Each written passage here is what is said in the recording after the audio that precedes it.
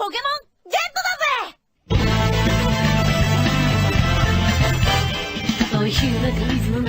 Welcome back to Pikapi Podcast, everybody. Are we all ready for the drama of episode 14? Good, because this is quite the shocking tale. Electric Shock Showdown, Pikachu Gym. I knew this was going to be an important one, so I did a lot of preparation, watched it in a couple different languages, but I'm going to apologize right off the bat. I had a bit of an accident the other day, spent most of it in ER, so in addition to all the usual fail, today's podcast is brought to you by Lortab. So, the gang finally gets to Vermillion, or Kuchiba, and you'd think they'd arrived at the holy Mecca the way they carry on, but they have been in the wilderness a really, really long time. Despite Ash's primary wishes, the battle at the gym will have to wait until he and his Pokemon get cleaned up and fed, so it's off to the Pokemon Center. This one is run by a particularly vain Nurse Joy, but I guess she's also long-suffering and good at her job because she has to deal with all the Pokemon rushed through emergency from gym battles. And as I mentioned earlier, my hospital memories are very fresh in my mind, so I'm kind of upset with the gym leader for battling so hard. Surely he can beat them more gently. ER is not a fun place for anybody. Misty takes the opportunity to make fun of Ash, accusing him of being nervous to face this powerful gym leader, telling him he only got his badges out of pity. Brock actually does react to all Misty's taunting and nose-flicking, and I thought he was going to step in for a minute, but in the end he had to point out that this is a guy who doesn't show any mercy or pity, and at the gym they're going to see what Ash is really made of. It's not just Ash who has a lot to prove, but Pikachu as well. But before we get to that, Nurse Joy, she's frustrating in the way she lets Misty flick Ash and call him all sorts of things, but when Ash tries to retaliate, then she steps in and tells him to stop. But she is right, it is a sick room, and she's also right, Ash and Misty are growing closer, starting to care about each other, even if their ways of showing it aren't so great. Pikachu's energy and stomach are replenished, but one look at Pokemon being rushed into critical care, and he's through with this stupid battle idea. This is a great scene on many levels. First of all, it's just so fun to watch Ash and Pikachu argue. Like, as the series progresses, it happens less and less, but when it does, man, it's always entertaining. More so because, unlike Ash and Misty, or Ash and Gary, when Ash and Pikachu argue, they don't say hurtful things to each other or put each other down. They can really ping-pong it back and forth without hurting each other. At least until Pikachu whips out that Thunderbolt. But also, Pikachu brings up an important criticism in Pokemon, saying, is it alright with Ash if he gets beaten up so badly instead of Pikachu? It's kind of interesting, as Pokemon often gets criticized for mimicking cockfighting or animal cruelty. And in the games, you can't really interact with the Pokemon to form a good argument against that, which is why I think the anime spends so much time focusing on what the relationship between Pokemon and humans should be and what it must never be, and why there are so many episodes dealing with abusive trainers and comparing them to Ash, who is closer to the ideal.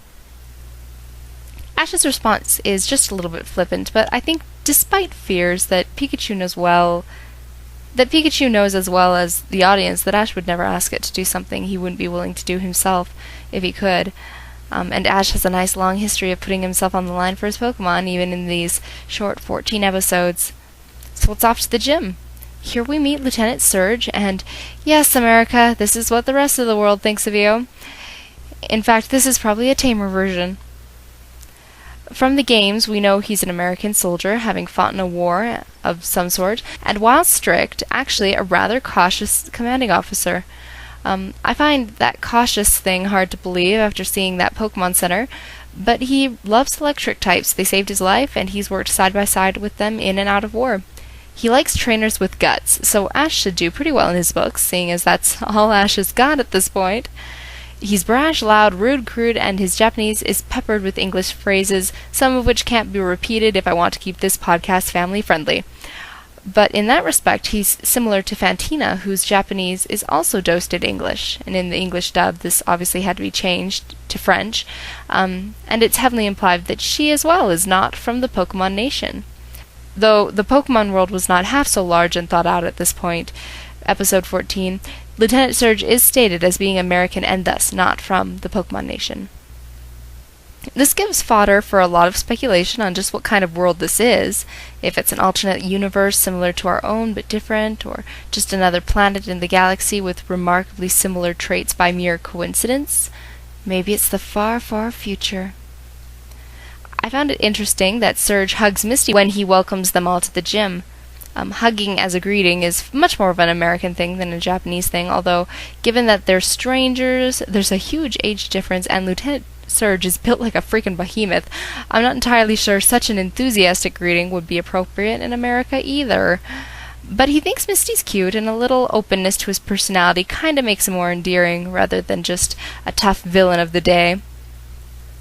In Japanese, Surge's lines are almost all in English, and I think it's cute that Satoshi responds with his own creative attempt at English. I wish this could have carried over into the dub, but with us being an English-speaking country and Surge looking so obviously American, there was just no hope for it. It's a crying shame, it really is. But introductions are made all around, and we meet Surge's Raichu. Like its trainer, it doesn't have a high opinion of Ash and Pikachu. They're a team about power, not about coddling, though you can see that Surge and his Raichu have a good working relationship. The way the shots are framed, Ash and Pikachu look and pose similarity to Surge and Raichu, and I think it's meant to imply both that it's going to be a personal challenge at this gym, but also that the two pairs have a lot in common. Misty and Brock's reactions are short, but they're very interesting. Misty calls it despicable, Surge's attitude, but really, doesn't she taunt Ash in the same way? All she's missing is the towering height. It's true that Surge has a bit of an attitude, but he's right in what he's saying, that evolved Pokemon are generally stronger. Raichu's base stats are higher than Pikachu's, and really, Pikachu have a lot of frailties as a species. This doesn't mean Pikachu or other unevolved Pokemon can't be strong too, depending on how they're raised. But if you're a gym leader and all about raising strong Pokemon, Surge's point of view makes sense. There's absolutely nothing to suggest that he's the type of guy to abandon weak Pokemon or force Pokemon to evolve when they don't want to. And while he's being rude to Ash and Pikachu, remember, so was Brock when Ash challenged him. I can't believe I'm defending Surge. It must be the pain meds talking. Brock recognizes that Surge has raised his Raichu well, and that they can walk the walk as well as talk the talk. Even so, both Pikachu and Ash do not take kindly to being called babies, and are ready to prove themselves. Both of them. Pikachu's actually into this one, as Brock notices, which is a rarity. Pikachu is nearly taken out in one hit with an electric move, and Takeshi's line implies that there is a level difference in addition to the evolution difference. But when Ash tries to order Pikachu to return, Pikachu refuses. Ash calls after it to stop, not to attack, but Pikachu doesn't listen and gets pounded. Team Rocket is watching all this from outside the window, getting worried. After all, if Pikachu loses here, that nullifies their existence for the past 13 episodes. All their hard work and chasing becomes meaningless. Even so, it's a bit of a dilemma for them to cheer for the enemy or not to cheer. But one final attack sends Pikachu into the hospital, where Ash is nearly beside himself with worry. When Pikachu wakes up, everyone is relieved, but Pikachu's got wounds on the heart as well as on his body. This is a turning point for both Ash and Pikachu, I think, and Pikachu's got its first taste of real ambition. It's one of the few times he's been willing to go into battle at all, and it's the first time he's ever wanted to win, really, so badly. Given that Pikachu's battles are quite rare, it might even be its first true loss, I can't quite remember. But obviously, it's conflicted. For Ash's part, we haven't seen a lot of his training on screen, which is one of the things I love about some of the more recent seasons, that we get to watch him training. But without having to see it, I don't think it takes a genius to figure out that Ash's training regime isn't exactly professional, and Pikachu has always been a surefire win when it agreed to battle at all. So this loss has challenged everything that Ash has been used to as a trainer, and everything he's stood for, that if you work hard, do your best, keep trying, things will work out. It's how he faced Rock's Onyx, how he raised Caterpie, and it's a deep conflict. Ash is in this for the raising of his Pokemon and making friends, but he's also in it for the battles and his dream of winning the league and becoming a Pokemon master. It's a tough time, and Nurse Joy can't help but overhear. She also has a Thunderstone. If Pikachu can evolve into Raichu, they can fight the match more evenly, but Ash balks at the idea of evolving Pokemon just to make them stronger. So in the end, he leaves it up to Pikachu. It's interesting the way he chose to phrase the speech, because as conflicted as Ash is, not wanting to force Pikachu to evolve for his own convenience, it actually sounds like he'd be okay with Pikachu evolving and growing stronger if it wanted to. Fast forward to Diamond and Pearl, episode 74, same situation, heck, same Thunderstone, and again Ash leaves the decision up to Pikachu. But there, he seems to be completely on the other side of the fence, and when he sees both Pikachu and the Thunderstone gone, he pretends to be okay with whatever Pikachu chose, but his inner thoughts show that he's quite upset that Pikachu would choose to evolve just to get stronger, and that he would do it without talking to Ash about it. But in the future, Ash and Pikachu are much closer, whereas now, Ash loves Pikachu, but they haven't been together for so long that Ash can be particularly partial to the Pikachu form. They haven't spent years getting to know each other inside and out yet. They rarely battle together, for that matter. Pikachu whacks the Thunderstone away. Giving a long, impassioned speech about how if it's going to beat Raichu, it's going to do so exactly how it is. Which is basically Ash's whole battle style. Forget stupid levels, forget type advantage, forget evolution. Team Satoshi is all about heart. Both Ash and Team Rocket are touched. Ash, by the way, is doing exceptionally well translating Pikachu speak in this episode. I just have to throw that out. It's kind of amazing.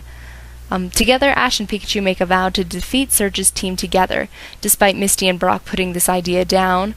Brock suggests using some of Ash's other Pokemon and coming up with a strategy, but this has become a personal battle for Ash and Pikachu. They're bonding now, so logic will just have to wait.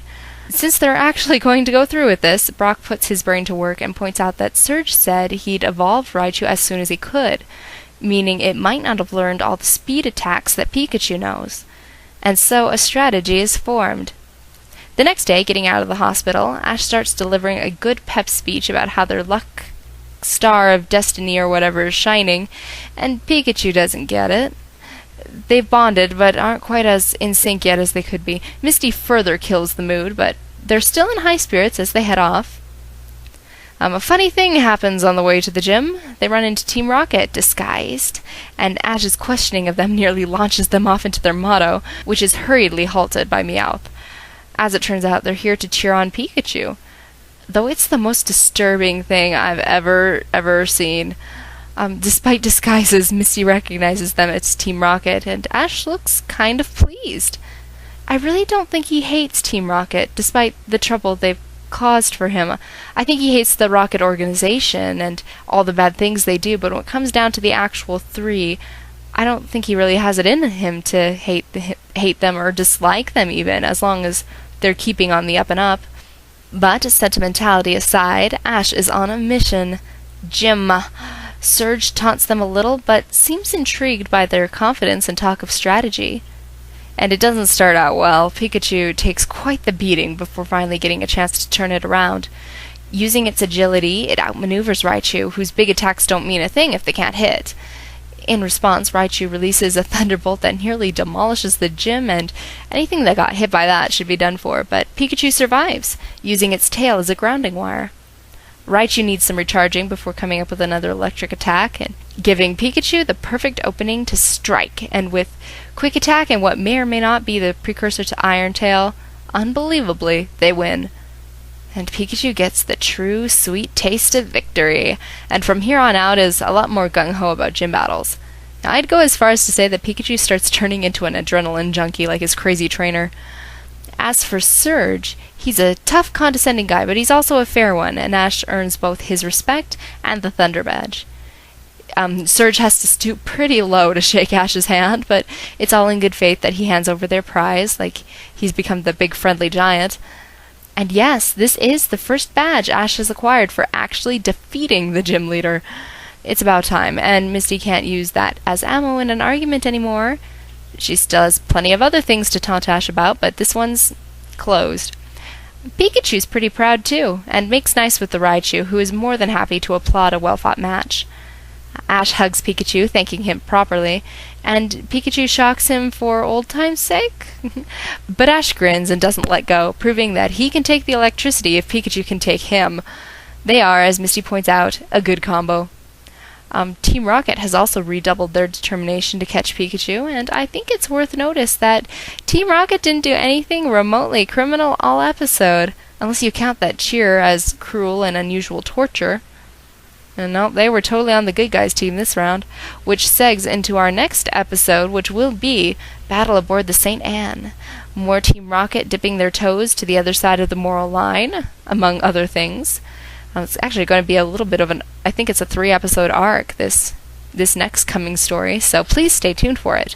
To stay tuned for it, or to comment on anything you heard today or visit old episodes, you can visit us several ways. We are on iTunes under Pikapi, so you can visit the Pikapi podcast there and rate us, subscribe, comment. We are also at Pikapi blog, www.pikapipodcast.blogspot.com. You are more than welcome to follow us there or comment and leave information. You can also visit us at our Video Jug sites, which is where all screen caps, notes, and download links, etc. are hosted, and that is at www.videojugpages.com/sites/3884. And I'd be happy to hear from any of you if you have anything to say about this podcast whatsoever. But if not, if you just want to listen, thank you for tuning in. This has been Pikapi Podcast, and gotta catch 'em all. Have fun on your Pokemon journeys, everybody.